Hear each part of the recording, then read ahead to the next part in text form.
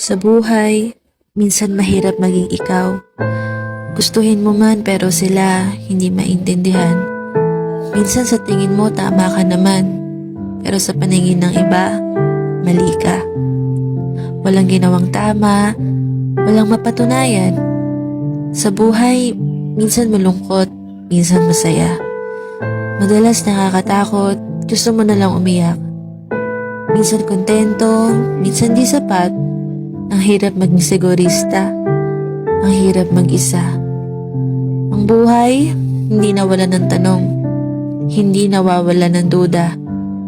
Duda sa sarili, pangarap, o kahit pa pagmamahal.